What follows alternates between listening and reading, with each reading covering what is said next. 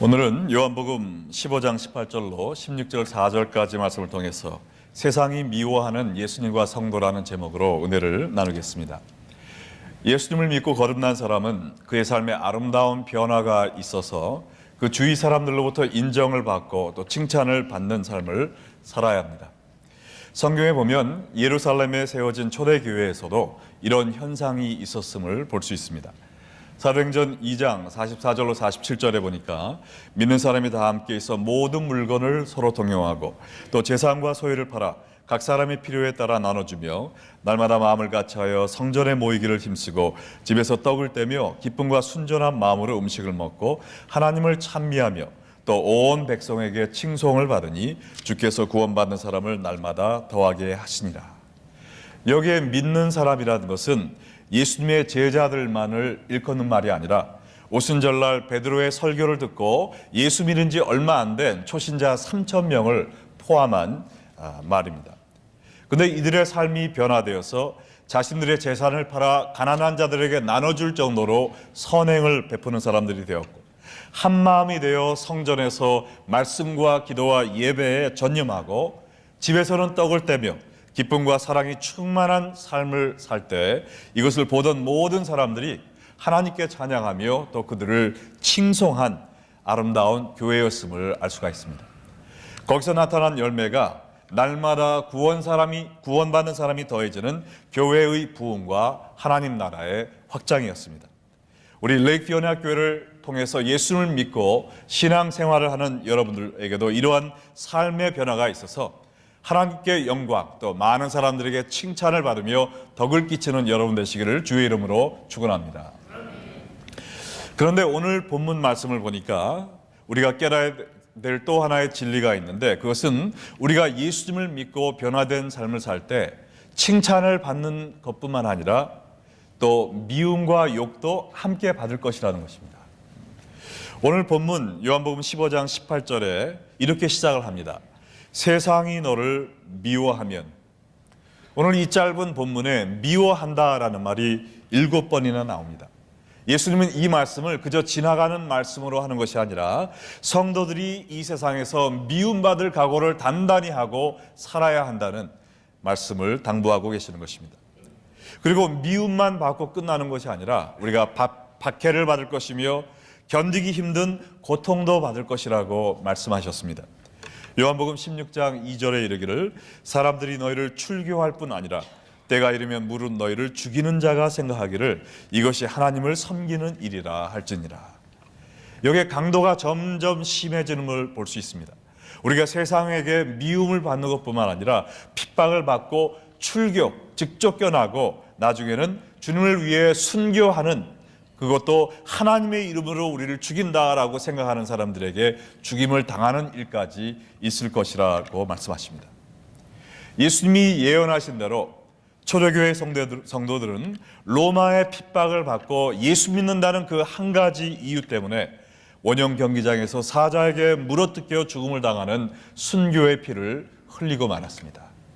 로마 제국은 그들이 정복한 수많은 영토들을 사상적으로 통일하기 위해서 로마 황제의 숭배 명령을 내렸습니다. 그래서 사람들이 서로 만날 때마다 가이사는 우리의 신이다라는 말로 서로 인사하도록 이야기했어요. 그리고 그러나 너희들이 각 개인의 종교도 섬길 수 있지만 만날 때마다 이 말로 인사하라 그랬습니다. 그러나 유일신을 믿는 기독교인들은 하나님과 가이사를 함께 섬기는 일을 할 수가 없었습니다. 이 신사 참배 강요에 굴복하지 않고 모일 때마다 Jesus is Lord, 예수님이 우리의 주인이십니다, 이 말로 인사를 한 것입니다. 그래야 로마 정부는 기독교인들을 로마에 불충성하는 골칫덩어리로 보고 기독교인들을 핍박하기 시작한 것입니다. 예수님 시대뿐만 아니라 지금도 전 세계 많은 기독교인들이 예수님을 믿는다는 이유 하나로 목숨을 잃는 일이 비일비재하게 일어나고 있습니다. 저 중동 지역과 아프리카 지역에 있는 이슬람교 중심 지역에서는 하루가 멀다 하고 예수 믿는 사람들이 목 잘려 죽고 있습니다. 또한 예배를 드리다가 단체로 불에 태워 죽는 일이 지금 아프리카에서 많이 일어나고 있습니다. 역사학자들은 이야기하기를 지난 19세기 동안 예수를 위하여 죽은 사람들보다 지난 1세기 동안 주님을 위하여 목숨을 잃은 사람들이 더 많다 할 정도로 지금도 많은 사람들이 예수님 때문에 순교당하고 있습니다.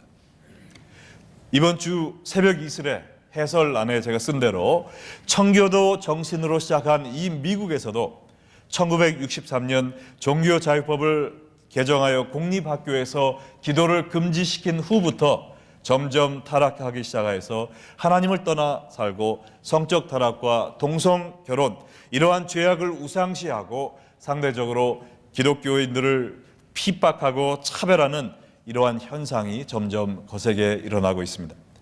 앞으로 예수님의 재림과 이 세상의 종말이 다가올수록 기독교인들에 대한 핍박은 더욱더 거세질 것이라고 성경은 이야기하고 있는 것입니다. 그래서 예수님은 오늘의 말씀을 통해서 이 세상이 기독교인들을 왜 이렇게 미워하는지, 그리고 이러한 세상에 사는 기독교인들은 어떻게 이러한 핍박에 반응해야 되는지 중요한 말씀을 해주고 계십니다. 먼저 이 세상이 기독교인들을 왜 미워하는지 세 가지의 이유를 살펴보겠습니다. 첫 번째는 그들이 예수님을 미워하기 때문입니다. 요한복음 15장 18절에 보니까 세상이 너희를 미워하면 너희보다 먼저 나를 미워한 줄 알라. 세상이 기독교인들을 미워하는 이유는 우리의 주인이신 예수님을 그들이 미워하기 때문입니다. 이 세상이란 말은 가깝게는 예수님을 대적했던 1세기의 유대인들의 악한 세력을 의미하고, 멀리는 하나님 없이 돌아가는 이 모든 사회와 사람들을 이야기합니다. 근데 이 세상이 우리를 미워하기 전에 예수님을 미워했음을 알라라고 얘기하는데, 예수님을 미워했다라는 말은 완료 시제가 사용되었는데요, 이 말은 단지 시간적으로 예수님에 대한 미움보다 우리들에 대한 미움보다 예수님에 대한 미움이 앞섰다라는 것을 의미하는 데 지나는 것이 아니라, 예수님에 대한 세상의 미움이 계속해서 우리를 향한 미움으로 지속되었다라는 뜻을 갖고 있습니다. 왜 그러면 이 세상이 예수님을 그렇게 미워했는가? 왜냐하면 예수님은 이 세상에 오셔서 죄악 가운데 있는 사람들을 칭찬하지 않으셨어요.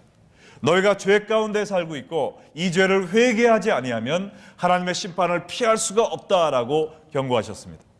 그러나 빛을 싫어하고 어둠 속에 거하기 원했던 사람들은 회개하지 않고 오히려 이 심판의 경고를 하시는 예수님을 미워하고 죽이려 했던 것입니다. 요한복음에 보면 1장부터 사람들이 예수님을 영접하지 않고 거부했다고 나오는데, 사람들이 예수님을 미워하고 죽이려는 계략을 세웠다라는 말만 10번 이상이 나오고 있는 것입니다. 이 현대사회 사람들도 예수님을 믿지 않으면 여러분들이 죄악 가운데 멸망할 수밖에 없습니다라는 이 복음을 듣고 자기의 죄악을 회개하는 것이 아니라 오히려 그 말씀을 전하는 기독교를 이기적이고 또 비타협적인 종교라 비난을 하면서 예수님을 거부하고 동시에 예수님을 따르는 기독교인들을 미워하고 있는 것입니다. 그러므로 여러분들이 예수님을 믿는다는 그 이유 때문에 세상에서 핍박을 받는다면, 예수님도 이렇게 핍박을 당하셨지라는 것을 기억하시고 그 어려움을 이겨내시기 바랍니다. 자, 두 번째 이유, 세상이 왜 기독교인들을 이렇게 미워하는가? 소속이 다르기 때문에 그렇습니다. 요한복음 15장 19절에 보니까 너희가 세상에 속하였으면 세상이 자기의 것을 사랑할 것이나 너희는 세상에 속한 자가 아니요 도리어 내가 너희를 세상에서 택하였기 때문에 세상이 너희를 미워하느니라. 이 세상은 자기와 다른 사람을 왕따시키는 경향이 있습니다. 자기와 동일한 생각이나 가치관을 지니고 있지 않으면 미워하고 핍박하기 시작합니다. 저도 고등학교 때 이걸 먼저 경험을 했는데요, 제가 한국에서 고등학교 들어가서 키가 크다는 이유로 학도호국단에 뽑히게 되었어요. 그랬더니 우리 선배들이 환영식을 해준다고 식당으로 데려가서는 밥을 먹고는 무슨 조그만 잔을 돌리더라고요. 그래서 저는 물잔이 왜 이렇게 작아? 했는데 거기에다가 소주병을 따가지고 소주를 다 붓는 거예요. 그러면서 너희들 다 마셔! 하는데 저는 기독교인으로서 평생 술을 입에 대지 않겠다고 어렸을 때 헌신을 했습니다. 그래서 제가 선배들에게 미안하지만 저는 술을 마시지 않습니다. 기독교인으로 술을 마실 수 없습니다. 했더니 그 자리에서 얼굴이 막 울그락불그락 해주면서 저를 막 때리려고 하는 거예요. 그래서 한 10명이 넘는 선배가 제가 술을 안 마신다고 저를 패려고 하는 것입니다. 그때 저도 얼마나 화가 나는지, 제가 사실은 태권도 노란띠가 있거든요. 그래서 이런 때를 위해서 내가 태권도를 배웠구나 하고선 하려고 그랬는데, 또 1학년이 2학년, 3학년을 또 때릴 수 없잖아요. 그래서 가만히 있었는데 여기서 오늘 영락없이 그냥 매 맞고 집에 가겠구나 했는데, 제 옆에 있던 그 1학년 친구가 형들 제가 대신 마시게 하더니 자기가 홀짝 마셔주더라고요. 그래서 제가 매 맞지 않고 무사히 집에 돌아갈 수 있었습니다. 그러나 이와 마찬가지로 우리가 세상과 다른 방법으로 살면 세상이 우리를 왕따시킵니다. 핍박을 합니다. 그러면 우리가 세상에서 핍박받지 않는 방법은요, 세상하고 똑같이 사는 거예요. 세상 사람들이 흥청망청 술 취할 때 여러분도 술 취하신답니다. 세상 사람들이 거짓말하고 사기치고 살 때 여러분도 똑같이 살면 세상은 여러분을 핍박하지 않습니다. 그러나 성경은 분명히 이야기하고 있어요. 너희는 더 이상 세상에 속한 자가 아니라 내가 너희를 택하였노라. 우리가 하나님의 자녀로 택함 받았기 때문에 우리는 더 이상 세상에 속한 자가 아니에요. 그래서 세상의 방법대로 살 수가 없는 것입니다. 그렇기 때문에 우리는 핍박을 받게 되는 것이죠. 여러분, 다가올 홍수를 선포하며 120년간 방주를 지며 살던 노아 할아버지를 생각해 보세요. 성경에 보면 그때까지 한 번도 비가 오지 않았다고 그랬습니다. 과학적으로 설명하면 그 오존 레이어가 지구를 덮고 있어서 그 습기로 모든 생물이 생활을 한 것 같아요. 그래서 비가 한 방울도 오지 않았다고 그랬는데, 이 노아가 너희를 회개하지 않으면 하나님께서 하늘에서 비를 내려서 너희가 이 비의 비 물결에 쓸려 내려가 볼 것이다 라고 이런 경고를 했습니다. 그랬더니 지금 뭐라고 얘기하는 거야? 비라니, 비가 뭐야? 한 번도 안 왔는데 비가 우리를 물에 잠겨 죽게 할 거라고? 이 사람 정신 나간 사람 아니야? 하면서 얼마나 사람들이 노아를 왕따시켰어요. 그뿐 아니라 120년 동안 정말 풋볼 필드의 2배 반이나 되는 그러한 커다란 방주를 뚝딱뚝딱 하면서 평생 그것을 높은 산 위에 그것도 만들고 있었습니다. 그걸 바라보면서 사람들이 얼마나 손가락질하고 놀렸겠어요. 노아는 세상에 살았지만 세상에 속한 사람이 아니었습니다. 하나님께 속한 사람으로 하나님의 법대로 살았습니다. 그러므로 말미암아 세상 사람들에게 비웃음거리가 됐지만 결과적으로 그의 삶을 통해 그의 가정과 세상을 구원하는 구원의 방주를 건설하는 하나님의 도구로 귀하게 사용받으신 것입니다. 우리도 노아처럼 이 세상에 살지만 이 세상에 속한 자들이 아닙니다. 비록 이 세상의 시민으로 이 세상의 영주권을 갖고 산다 할지라도 우리의 시민권은 어디에 있습니까? 하늘나라에 있는 것이죠. 그러므로 우리는 하늘나라의 법대로 살아야 되는 것입니다. 우리가 이런 삶을 살 때 세상 사람들은 우리를 비웃을 것이고 우리를 바보라고 할 것이고 우리에게 돌을 던질지 몰라요. 그러나 우리는 이 세상 법대로 살면 안 되는 것입니다. 더 이상 이 세상에 소속되지 않은 사람들이기 때문에 어떠한 해코지를 당한다 할지라도 하나님의 법대로 살아야 될 줄 믿으시면 아멘 하시기 바랍니다. 근데 한 가지 감사하는 것은 우리가 주를 위하여 고통받을 때 하나님은 우리를 모른 척하지 않으신다는 것입니다. 우리가 받는 그 고통의 자리에 예수님이 함께 계세요. 우리와 함께 눈물 흘리고 계시다는 것입니다.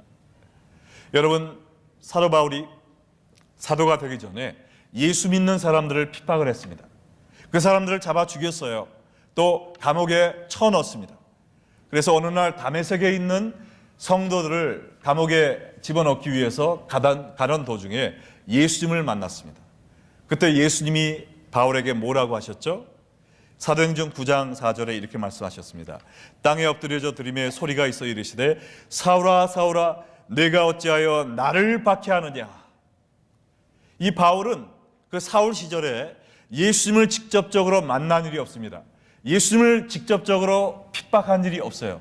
그럼에도 불구하고 예수님은 네가 왜 나를 핍박하느냐라고 말씀하십니다. 이 말씀은 예수님을 따르는 제자들이 핍박받을 때마다 예수님은 동일한 아픔을 느끼셨다는 것이죠. 여러분이 예수를 믿다가 여러 가지 공경에 빠질 때, 예수님의 이름으로 인하여 고통을 받을 때 예수님은 여러분의 고통을 같이 나누고 계시다는 것입니다. 예수님이 여러분과 함께 하십니다. 자비의 눈으로 여러분을 바라보고 계십니다. 그러므로 이 말씀의 위로와 용기를 얻으시고 예수를 믿다 어떠한 어려움을 당하든지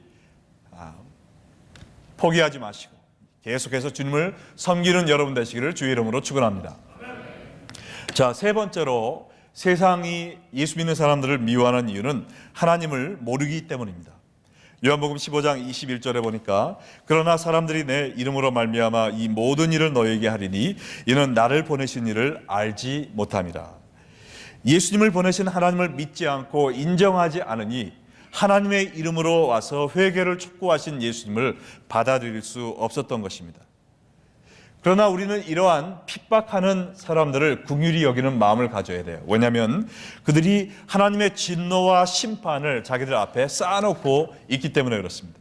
22절로 24절에 보니까 내가 와서 그들에게 말하지 아니하였더라면 죄가 없으렸거니와 지금은 그 죄를 핑계할 수 없느니라.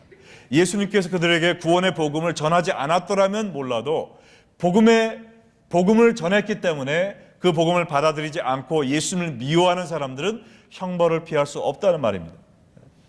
내가 아무도 못할 일을 그들 중에 하지 아니하였더라면 그들에게 죄가 없으렸거니와.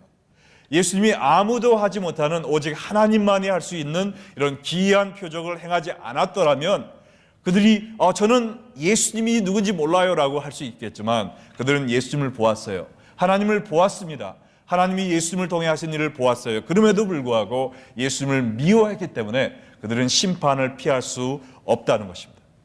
그러므로 우리는 우리를 핍박하는 사람들을 긍휼히 여겨야 된다는 것이죠. 그래서 예수님도 자신을 십자가에 못 박는 사람들을 위하여 그들의 용서를 위해 기도한 것입니다. 여러분 생각해 보시기 바랍니다. 예수님이 그들에게 그러한 취급을 당할 만한 일을 한 것이 뭐가 있습니까? 매맞을 만한 일을 언제 하셨어요? 단 한 번도 그런 일을 한 적이 없습니다. 이유 없는 핍박을 받으신 거예요. 그래서 말씀하시기를 요한복음 15장 25절에 그러나 이는 그들의 율법에 기록된 바 그들이 이유 없이 나를 미워하였다 한 말을 응하게 하려 함이라. 예수님의 십자가의 죽음도 인간의 눈으로 볼 때는 전혀 돌아가실 이유가 없었습니다. 요한복음 19장 6절에 보니까 대제사장들과 아랫사람들이 예수를 보고 소리질러 이르되 십자가에 못 박아라, 십자가에 못 박아라. 그러나 빌라도가 이르되 너희가 친히 데려다가 너희가 십자가에 못 박아라. 뭐냐면 나는 그에게서 아무 죄도 찾지 못하였노라.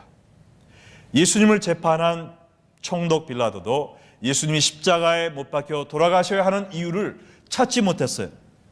이와 같이 우리가 주님을 섬기다가 이 세상에서 이유 없이 핍박받는 일이 생길 수 있습니다. 우리가 아무 잘못을 하지 않았음에도 불구하고 고통을 당하는 이유는 우리 원수 마귀가 하나님의 일을 대적하고 하나님의 백성들을 막기 위함, 그 이유 때문에 그런 것입니다. 우리가 예수님을 섬기다가 억울하고 어이없는 고통을 당할 때 그럼 우리가 어떻게 해야 되겠습니까? 오늘 말씀을 통해서 예수님은 두 가지의 반응을 가르쳐주고 계시는데 첫 번째는 성령 하나님을 의지하라 하는 것입니다. 따라해 볼까요? 성령 하나님을 의지하라. 요한복음 15장 26절로 27절에 보니까 내가 아버지께로부터 너희에게 보낼 보혜사 곧 아버지께로 나오는 진리의 성령이 오실 때 그가 나를 증언하실 것이요 너희도 처음부터 나와 함께 있었으므로 증언하느니라. 성령의 사역은 크게 나누어 두 가지로 종합해 볼 수가 있는데 첫 번째는 교회 안의 사역입니다. 그것은 성령이 성도들을 거룩한 하나님의 성전으로 세워주는 역할을 하는 것이죠. 두 번째는 교회 밖의 사역인데 그것은 이 세상에서 성도들이 담대하게 진리를 전파할 수 있도록 도와주는 역할을 하는 것입니다. 그러므로 우리가 이 세상에서 어려운 일을 당할 때 나 혼자의 힘과 지혜로 이것을 이겨내려고 몸부림치려 필요가 없다는 것이죠. 왜냐하면 그 자리에 성령님께서 여러분을 돕기 위해 와 계십니다. 성령님을 의지할 때 성령님이 힘과 지혜와 능력을 주실 것입니다. 누가복음 12장 11절로 12절에 보니까 사람이 너희를 회당이나 위정자나 권세 있는 자 앞에 끌고 가거든 어떻게 무엇으로 대답하며 무엇으로 말할까 염려하지 말라. 마땅히 할 말을 성령이 곧 그때에 너희에게 가르치시리라 하시니라. 우리가 어떠한 어려움과 핍박을 받던지 간에 그때 인간적인 생각으로 이 사람이 내가 누군 줄 알고 나를 이렇게 해? 나는 입이 없는 줄 알아? 나는 성깔 없는 줄 알아? 하면서 인간적인 반응을 하지 말라는 것입니다. 그 순간에 우리의 육을 죽이고 성령님, 이 시간에 제가 무슨 말을 해야 되겠습니까? 어떻게 반응해야 되겠습니까? 기도하라는 것입니다. 그때 성령님께서 여러분을 인도하실 것입니다. 오래전 뉴올리언스에서 고아원을 운영하던 말가리다라는 부인의 이야기가 있습니다. 그 지방은 가난한 흑인이 많아서 고아원을 운영할 만한 기부금을 얻기가 너무나도 힘들었다고 합니다. 그런데 어느 해 크리스마스가 다가오는데 아이들에게 줄 선물도 없고 또한 줄 양식도 다 떨어졌습니다. 그래서 고민타 못해 이 여인이 기부통을 만들어 가지고 이 상점마다 돌아다니면서 좀 도와주세요라고 부탁을 하기 시작했습니다. 그 상점들을 돌다가 어느 날 술집에 들어가게 되었어요. 그래서 술집에 앉아있는 사람들 테이블마다 다니면서 조그마한 목소리로 겸손하게 우리 아이들을 위하여 좀 도와주지 않으시겠습니까? 이 기부금을 모으고 있었는데 사람들은 귀찮다는 듯이 고개를 돌리는 사람도 있었고 어떤 사람들은 마지못해 주머니에서 동전 몇 입을 갖다 그 기부통에 던지는 사람들도 있었습니다. 그런데 술 마시다가 술이 취한 주정뱅이 한 사람이 거친 목소리로 그 여인에게 시끄러! 남 술 마시는데 분위기 깨지 말고 어서 꺼져! 하면서 자기가 마시던 맥주잔을 그의 얼굴을 향해 던져버렸다는 것이죠. 근데 이 할머니가 그 맥주잔을 피하지 못하고 얼굴에 그대로 맞아서 땅에 쓰러지고 말았어요.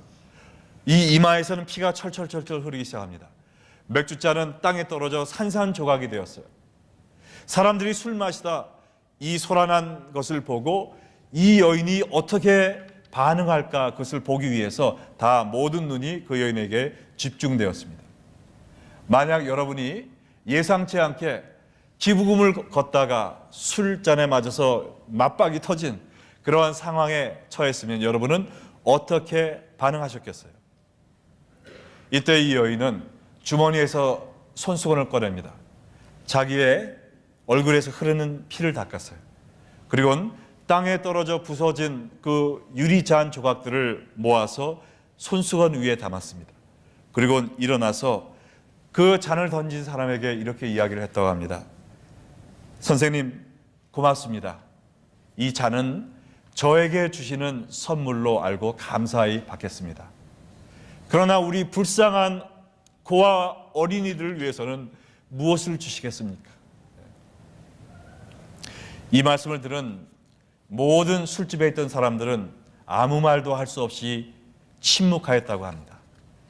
그 여인이 신경질을 내든지 아니면 울면서 뛰쳐나갈 줄 알았는데 그 마음을 진정시키고 그 어린아이를 사랑하는 마음을 아직도 표현하고 있을 때 그들은 마음이 움직여서 먼저 한 신사가 일어나 정중히 모자를 벗고 주머니에서 화폐를 꺼내서 그 여인에게 주면서 얼마 되지는 않지만 아이들에게 도움이 된다면 정말 기쁘겠습니다라고 기부했고 다른 사람들도 한 명, 두 명 일어나서 그에게 기부금을 전달했다고 합니다. 그 여인이 자기에게 잔을 던진 사람의 방향을 바라보았을 때 그분은 이미 자리를 떠났고 그 테이블에 메모지 위에 지갑 하나가 놓여 있는 것을 보았대요. 그 메모지에는 이렇게 써 있습니다. 제가 정말 미안합니다. 이 돈을 불쌍한 고아들을 위해서 써주시기 바랍니다. 라고 지갑 전체를 놓고 나갔다는 것입니다. 이 말가리다 부인은 기독교인의 위대한 모습을 보여준 것입니다. 정말 화나고 수치스러운 그 순간에 성령님께 의지한 것이죠. 성령님, 제가 이 순간 어떻게 반응해야 되겠습니까? 그때 성령님이 지혜와 능력을 주셔서 자기의 마음을 자제하고 하나님께 영광 돌리며 또한 그 아들을 돌볼 수 있는 지호금을 조달받도록 하나님께서 지혜로운 말을 할 수 있도록 인도하신 것입니다. 여러분도 주님을 섬기다 여러 가지 이유로 인하여 고통을 받을 때 인간적인 생각으로 반응하지 마시기 바랍니다. 그 순간 십자가를 바라보세요. 성령님을 의지하세요.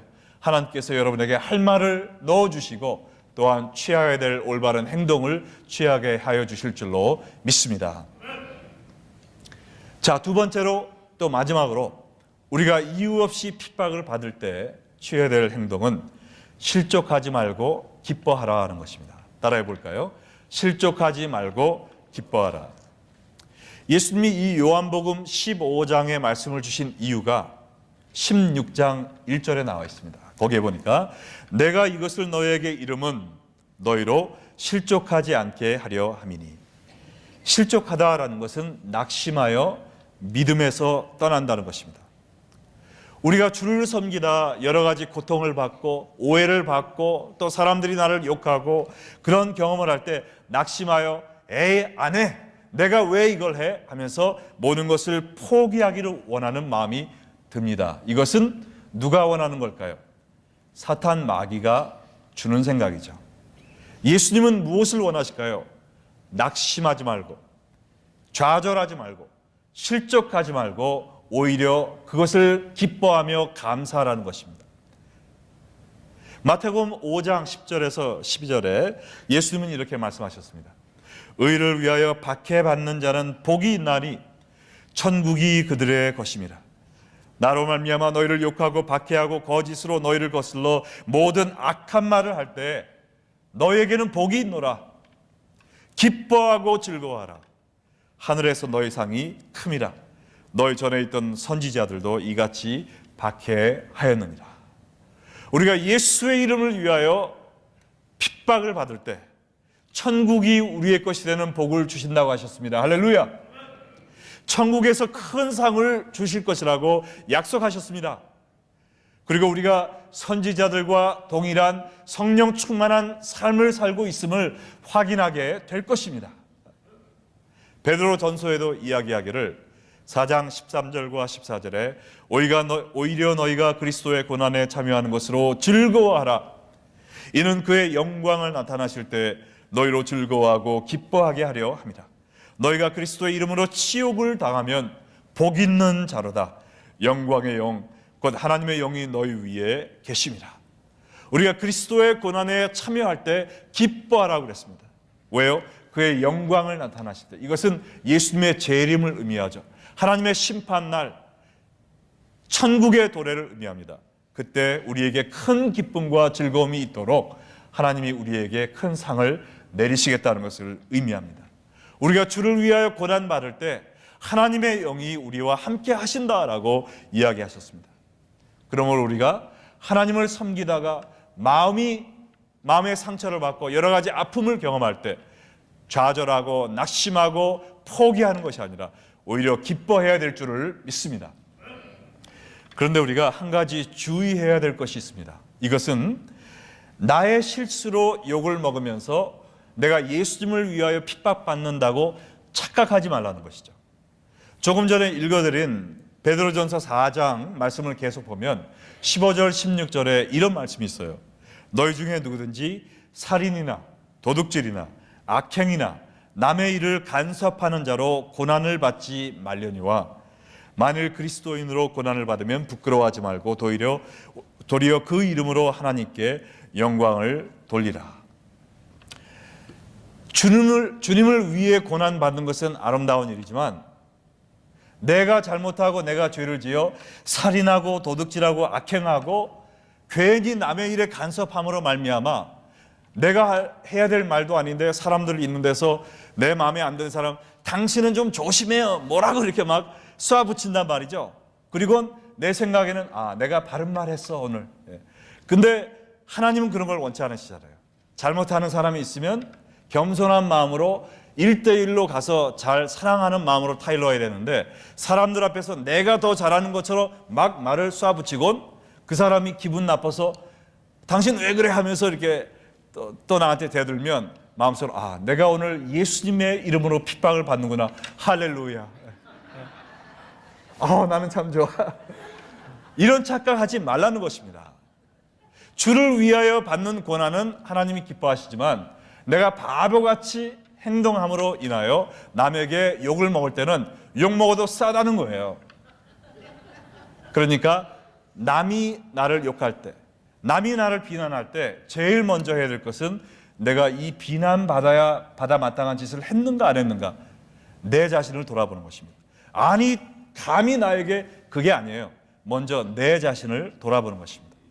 그래서 내가 잘못했다라고 하면은 무릎 꿇고 하나님 앞에 회개해야지, 사람들 앞에 사과해야죠. 그러나 내가 잘못하지 않았음에도 불구하고 예수님으로 인하여 욕을 먹는다. 그때는 할렐루야! 저에게 하늘의 큰 상을 준비해 주심을 감사합니다. 저 같은 부족한 사람이 선지자들이 살았던 그 삶을, 예수님이 받았던 그 고난을 동참하게 해주심을 감사합니다 라고 찬양과 기쁨과 감사의 고백을 해야 된다는 것입니다. 여러분, 오늘은 추수감사주일입니다. 우리가 추수감사주일을 맞이할 때마다 하나님께 무엇으로 인하여 감사드렸습니까? 우리는 주로 하나님이 나에게 주신 축복을 인하여 하나님께 감사드리죠. 하나님, 저에게 구원 주신 거 감사합니다. 저에게 사랑 충만한 가정 주신 거 감사해요. 저에게 건강 주시고, 하나님 섬길 수 있게 해주시고, 사랑 충만한 교회 주시고, 우리에게 주신 모든 축복을 하나하나 세면서 하나님께 감사합니다. 그러나 하나님이 더 기뻐하시는 감사의 제목이 있어요. 그것은 바로 오늘 우리가 배운, 주여, 저에게 주를 위하여 고난받을 수 있는 축복 주시니 감사합니다. 저 같은 죄인이 예수님으로 인하여 구원받은 것만 해도 감격한데, 주의 고난에 참여할 수 있도록 저를 써주시고 은혜 주시니 감사합니다. 이것이 바로 하나님이 가장 기뻐하시는 고백인 줄로 믿습니다. 여러분, 이 추수감사절을 맞이해서 주를 위하여 핍박받게 하심을 감사합니다라는 감사 제목을 드릴 수 있는 것이 몇 개나 있습니까? 주님, 저는 몸 피곤해서 자고 싶은데 저에게 기도의 열정을 주셔서 새벽마다 교회 나와서 부르짖고 밤마다 교우들을 위하여 이 세상에 하나님의 뜻이 이루어지도록 부르짖는 이 삶을 통하여 잠자지 못하고 주를 위해 섬길 수 있도록 해주신 거 감사합니다. 이러한 감사의 외침이 있기를 축원합니다. 주여, 저는 저 혼자만 예수 믿으면 편한데 구역장 만들어주시고, 팀장 만들어주시고, 선교회장 만들어주시고, 또 교회, 또 어린 양들을 돌보는 그러한 마음을 주셔서 시험받은 영혼들을 위해서 눈물로 간구하고 그들 만나서 인커리지하고, 그러므로 내가 정말 편하게 살지 못하고 양들을 돌보는 이런 목자의 심정으로 가슴 졸이며 살게 해주신 거 감사합니다. 감사의 제목을 나눈 여러분 되시길 주의 이름으로 축원합니다. 주여, 나 혼자만 예수 믿으면 편한데 하나님께서 영혼 구원의 열정을 주셔서 추운 날에도 HMR 나가서 CD 전하다가 감기 들려 고생 푹삭한 거 하나님 감사드립니다. 이러한 감사도 여러분의 삶 속에서 나오길 바랍니다. 내가 예수님을 하도 전한다고 좀 조용히 좀 해, 대강 믿어라고 사람들의 핀잔을 받는 삶 살게 한 거 감사드립니다. 이러한 감사 제목이 나오는 여러분과 제가 되기를 바랍니다. 예수를 믿으면서 편하게 내가 어떻게 더 이 세상의 축복을 많이 받고 더 누리고 더 군림하며 사는 것을 궁리하는 것이 아니라, 내가 주를 위하여 이 짧은 여생 어떻게 더 헌신할 수 있겠습니까? 주님의 영광을 위하여 내가 어떻게 더 낮아질 수 있겠습니까? 주님을 기쁘시게 하기 위해 내가 얼마나 더 큰 고통을 받을 수 있겠습니까? 이러한 고민을 하고 사는 여러분이 될 때 여러분과 저의 삶을 통해서 하나님이 온전한 기쁨과 찬양과 감사를 받으실 줄 믿습니다. 여러분, 이번 추수감사주일 하나님이 우리에게 주신 축복을 감사하는 저희가 아니라 주를 위하여 고통받을 수 있는 특권을 허락하신 것을 하나님께 감사하는 여러분과 제가 되기를 주의 이름으로 간절히 축원합니다. 다 같이 기도하시겠습니다.